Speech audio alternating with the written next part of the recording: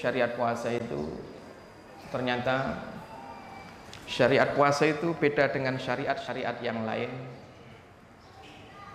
Kalau ibu-ibu sedang datang bulan, maka tidak boleh puasa, tidak boleh sholat. Ya, tidak boleh puasa, tidak boleh sholat.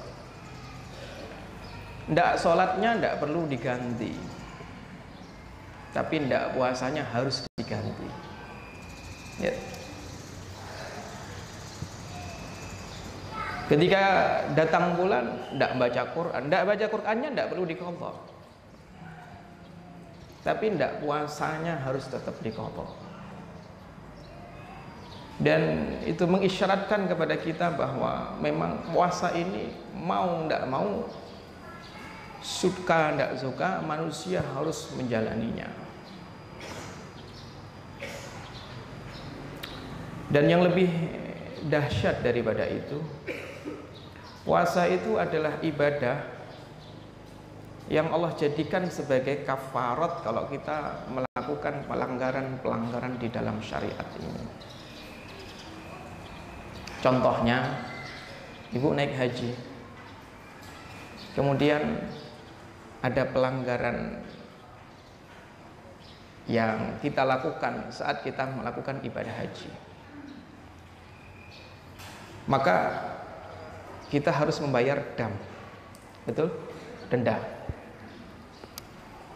Begitu waktunya membayar dam, hadiyan balighal Ka'bah, dengan menyembelih kambing dan dihadiahkan untuk Tuhannya Ka'bah, Allah Subhanahu wa taala, kita tidak punya uang.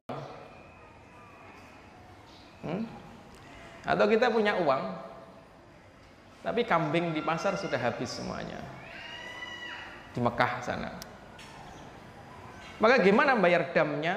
Allah berfirman, fasyamu thalathati ayyamin fil haji wa sab'atin idza raja'tum. Kalian tidak perlu beli kambing untuk kalian korbankan, tapi cukup puasa. Lihat kafaratnya pakai puasa. Puasa 3 hari di tanah suci, 7 hari sebagai penggenap, 10 hari kalau sudah pulang ke tanah air. Ya. Jadi Allah tidak mengatakan kalau kalian tidak mendapati kambing untuk membayar dam, sholatlah, enggak, tapi puasalah. Dan tidak hanya itu, puasa ini ibadah yang Allah Subhanahu wa taala jadikan sebagai kafarat, pembatal untuk sumpah kita. Karena tanpa kita sadari, sok kita itu kalau emosi kadang suka sumpah-sumpahan. Sumpah, aku tidak akan nginjek lantai rumahnya lagi. Sumpah, aku nggak mau makan makanan yang dia kasih. Itu sumpah itu. Boleh tidak sumpah seperti itu? Boleh, tapi karena sumpah itu isinya adalah memutus silaturahmi, maka sumpah itu harus dibatalkan. Begitu suatu ketika ibu punya hajat, punya butuh, yang bisa bantu saudara kita yang kita sudah terlanjur bersumpah untuk tidak nginjek lantai rumahnya, gimana Bu? Pergi ke sana atau tidak? Mau gengsi gede-gedean atau tidak? Maka sebelum ibu menginjak lantai rumahnya karena sudah pernah bersumpah, ibu harus bayar kafarat. Apa kafaratnya? It'amu 'asharati masakin min awsati ma tut'imuna ahlikum. Ngasih makan 10 orang miskin di antara 10 yang kalian kasih makan itu keluarga kalian. Kalau tidak mau, au kiswatuhum, atau kalian belikan mereka baju.